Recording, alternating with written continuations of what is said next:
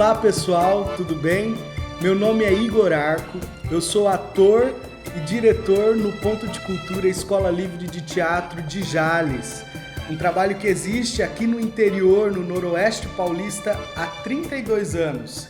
Que o Ponto de Cultura está difundindo e fazendo uma fruição cultural aqui no nosso interiorzão.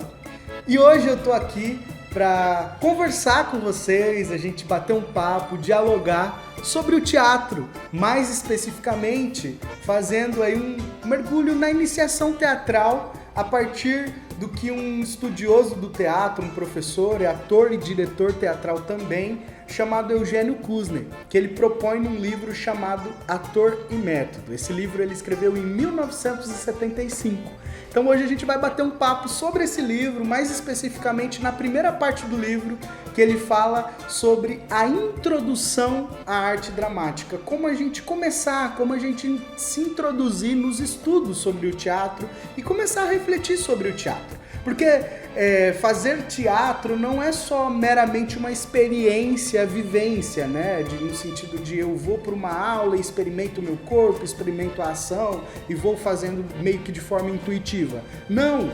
Teatro também é estudo, também é mergulhar, é teoria, tem a parte teórica também, que muitos escritores, pensadores e estudiosos propõem reflexões e até métodos de como buscar uma melhor interpretação, de como buscar uma melhor criação de personagem, uma melhor criação de um papel, enfim, e tantas coisas que o teatro propõe. Então a minha ideia hoje é essa reflexão, é esse bate-papo com vocês, você que às vezes está aí pensando em começar a fazer teatro, ou tem curiosidade sobre o universo teatral, ou até mesmo você que já iniciou, ou que está aí já há algum tempo no fazer, esse bate-papo, esse nosso encontro aqui é para isso, para que nós possamos de alguma forma descobrir coisas juntos, aprender juntos e refletir, beleza? Então vamos lá? Bom, pessoal, para a gente iniciar, eu queria propor uma reflexão. Já parou para pensar que quem toca um violino é um violinista, quem esculpe uma obra é um escultor, quem pinta um quadro é um pintor, mas quem faz teatro não é um teatralista, um teatrista. Quem faz teatro é ator. E isso é muito importante para a gente entender. No teatro, por exemplo, uma parte de uma peça não é um capítulo, e sim um ato. Isso traz para nós a reflexão de que a coisa mais importante para o nosso fazer e para a nossa arte é a ação. Ação vem do verbo agir. Ação é agir. Por exemplo, a palavra drama significa em grego ação. A ópera é drama musicado, ou seja, ação musicada. Isso traz para nós a reflexão de que a ação é uma das coisas mais importantes do teatro desde o início, desde os primórdios, desde os primeiros homens do teatro. Eles trazem essa importância da ação.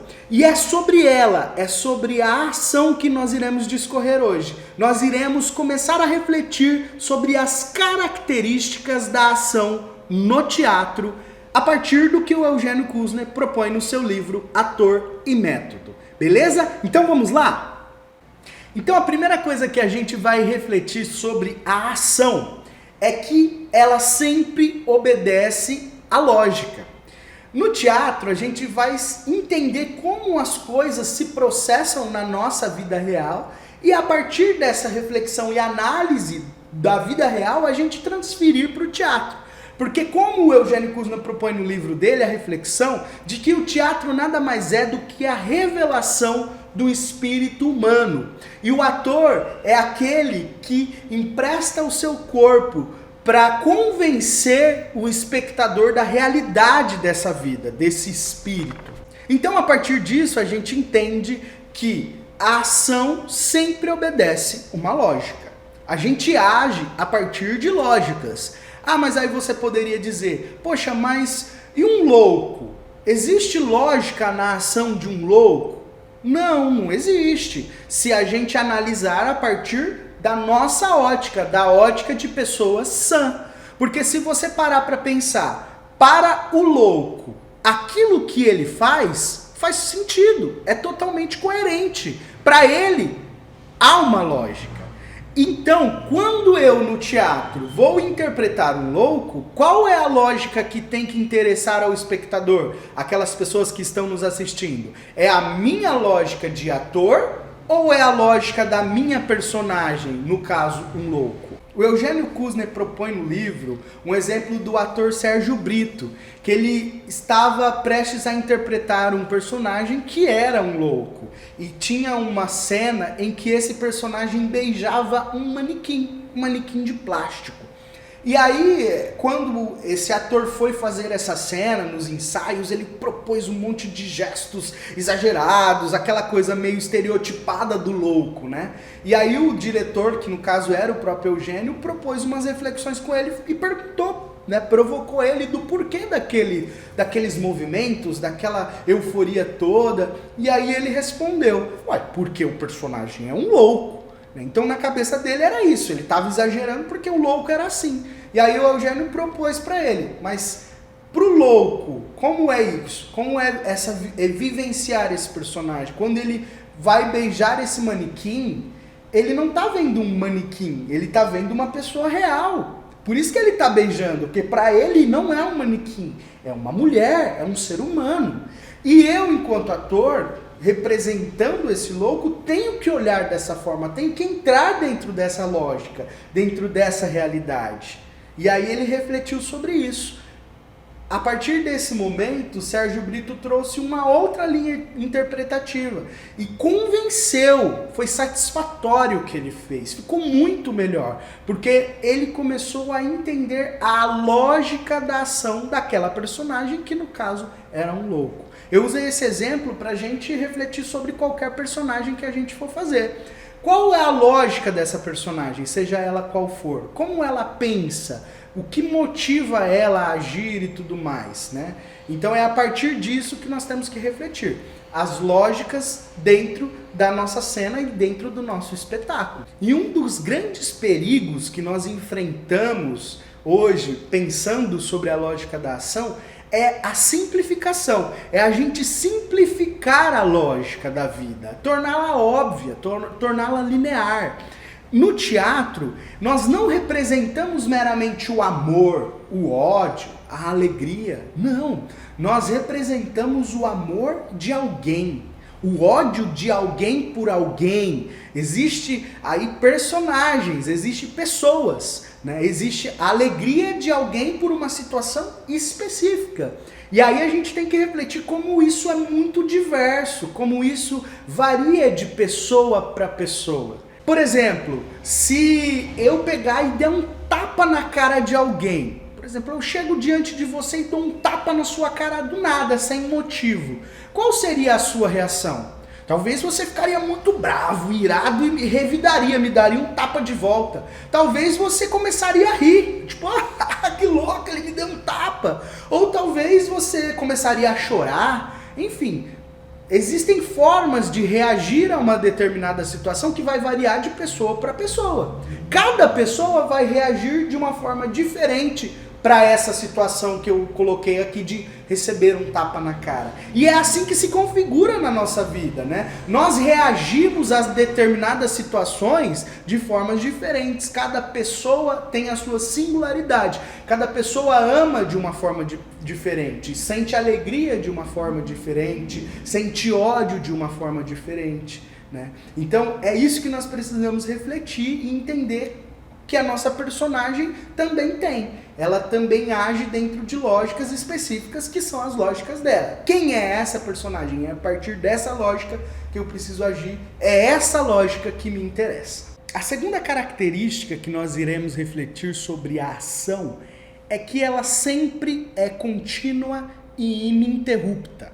Isso significa que ela sempre tem continuidade, ela sempre vem de algum lugar e vai para outro lugar. E ela nunca para, ela sempre está acontecendo. É igual na nossa vida real, igual na nossa vida. Nós nunca paramos, nós sempre estamos agindo, nós sempre estamos em movimento, a gente sempre está continuamente fazendo algo, né? Indo de um lugar para outro, e mesmo quando nós estamos parados, nós estamos agindo.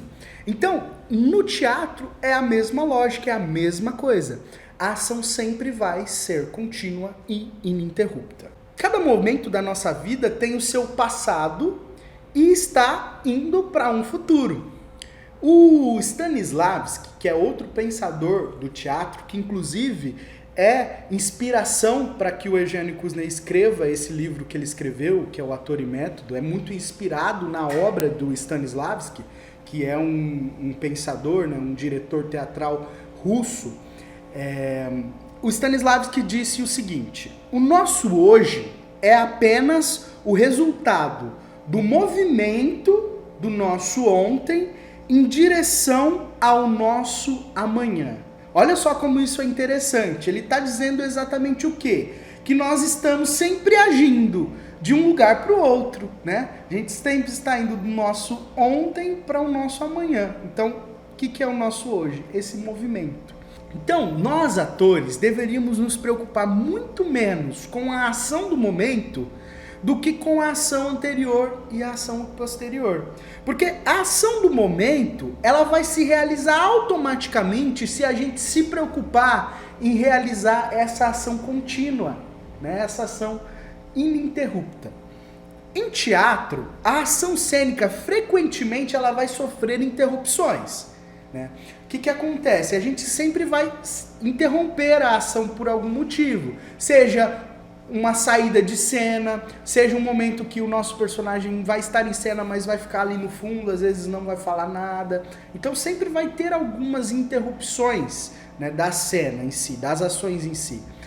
E a ação contínua e ininterrupta vai ser muito importante para nós, porque quando nós temos muito claro isso na nossa cabeça, né, sobre de onde o meu personagem está vindo e para onde ele está indo, essas interrupções não vão me atrapalhar tanto. Porque imagina, você tá lá na cena e tal, de repente você sai de cena. Quando você sai de cena, às vezes você tem que retocar maquiagem, você tem que pegar um elemento, às vezes você se desconcentra com alguma coisa e outra, tem que tratar de outras coisas e você sai da personagem. É difícil manter, não tem como, né? Manter o tempo todo. Então, vão ter coisas que vão te tirar da personagem. Quando você tem muito claro essa ação contínua e ininterrupta, o que aconteceu anteriormente, todo esse histórico do ator e o que está prestes a acontecer, para onde ele está indo, quando você vai voltar para a ação, você faz esse exercício de relembrar e de trazer de volta tudo isso, isso já vai te ajudar a voltar sem ser muito prejudicado. Um exemplo que o Eugênio Kuzner cita no livro, que é muito legal para a gente entender a ação contínua e ininterrupta, é sobre a atriz Carminha Fávero, que é quando ela foi interpretar uma situação, uma determinada personagem. E eu vou ler para a gente. No submundo do crime, uma mulher que faz parte de uma gangue sofreu várias ofensas graves, mortes de muita gente querida, e ela nunca conseguiu descobrir os autores do crime. Na realidade, todos eles foram cometidos pelo chefão, que posteriormente sempre aparecia como defensor e o protetor da mulher, mas que infelizmente sempre aparecia tarde demais. Por um triz, ele não conseguia salvar as vítimas. O seu objetivo, evidentemente, era fazer com que ela se entregasse a ele por amor e não à força, o que seria fácil demais. Um dia, ela foi prevenida por um velho membro da gangue, que também estava apaixonado por ela, que o chefão tinha planejado assassinar o seu pai no dia seguinte. Desta vez, ele tomaria parte pessoalmente do crime. Como sempre, ele apareceria depois no local, como se tivesse chegado no último momento para defender o pai. Mas, que azar, chegou tarde demais. A mulher sabia que não podia recorrer à polícia e que a única maneira de salvar o pai seria matando o chefão. Sob o pretexto de tratar de negócios, ela vai até o apartamento dele, provoca-o, excita-o e durante um beijo mata-o com um punhal. Essa era a situação que a atriz tinha que interpretar. Esse era o contexto. Na primeira tentativa de fazer essa cena, a atriz Carminha se preocupou com o ódio mortal que tinha pelo chefão. Assim, munida, chegou até o apartamento dele. E é claro que dessa maneira nem seria recebida por ele, porque o ódio transparecia a distância, como nós vemos nessa foto aí. Tem a foto para exemplificar que você está vendo aí. Olha como ela sente o ódio, como ela tá raivosa. Ele nem receberia ela, porque ela se preocupou somente com o sentimento, do ódio. Já na segunda tentativa, a Carminha procurou interpretar unicamente a ação do momento, omitindo por completo os dados da ação contínua, com o passado e o futuro. Porque conforme o tema proposto, o problema da personagem não era somente matar o chefão, por ódio, por vingança, mas sim fingir uma paixão. Ela precisava envolver ele, iludir ele. E só então, a partir disso, fazendo isso, que ela ia conseguir matá-lo e se vingar das mortes que ele havia cometido, né? E também livrar o pai dela de morrer. Olha só, o passado e o futuro. Tinha tudo isso ali configurado, tudo isso está entrelaçado, está junto. Então ela se preocupou somente com a sensualidade, com a volúpia, com o amor. E aí o resultado é essa segunda foto. Olha só, o punhal até meio frouxo na mão, né? E ela se perdeu nisso. Só no terceiro exemplo, na terceira tentativa, quando ela conseguiu reunir dentro da sua ação esses dois objetivos, ou seja, dirigir o seu ontem, que era o ódio, na direção, no sentido do seu amanhã, que era salvar o pai através do fingimento, de amor, através da enganação. Foi que ela conseguiu chegar no resultado satisfatório de forma mais espontânea, que é essa foto que nós temos aí, a terceira foto. Então, olha só, é o ontem, né, que é vingar as mortes que esse chefão estava causando, toda aquela dor. O hoje, que era o hoje? Ela precisava envolver ele, enganar ele para poder livrar o amanhã. Tá tudo junto. E isso tudo precisa estar dentro da ação. Essa ação contínua e ininterrupta. Ok? Ficou claro? Deu para entender? Beleza, vamos partir para a próxima. Agora nós vamos falar sobre a terceira característica da ação. Ela sempre e simultaneamente carrega dois aspectos: a ação interior e a ação exterior. Ou seja, a ação mental e a ação física. Essas duas formas de ação, elas não podem existir de forma separada no teatro. Elas vão coexistir, elas vão existir junto. Elas vão se processar de forma simultânea, mesmo quando uma delas aparentemente possa estar ausente. Olha só, isso é complicado de entender até. Por quê? Porque muitas vezes a ação exterior pode estar parada, né? Nula, vamos dizer assim. Eu em cena exteriormente tenho que ficar parado, congelado. Mas interiormente algo está acontecendo dentro de mim, né? E automaticamente, exteriormente, isso vai chegar, mesmo que eu esteja parado em cena. E aí o Eugênio Kuzner propõe um exemplo para a gente entender isso. Eu vou trazer esse exemplo para a gente. Ó. Pensa aí sobre essa situação. Sobre a imobilidade total de uma pessoa, que é a ação exterior nula. Então vamos fazer essa seguinte reflexão e experimentação. Você acompanha com um olhar de longe um enterro de uma pessoa muito querida. Por uma razão ou outra, e isso é importante que você tenha bem clara essa razão, você não pode acompanhar o enterro de perto. Complete com a sua imaginação os detalhes dessa situação. Então, faça essa reflexão aí. Quem é o falecido? Em que circunstância ele morreu? O que impede você de chegar mais perto dele? Por que você não pode estar lá pertinho? Quem são as pessoas que estão acompanhando o enterro? E etc. Faça essa reflexão de responder essas perguntas.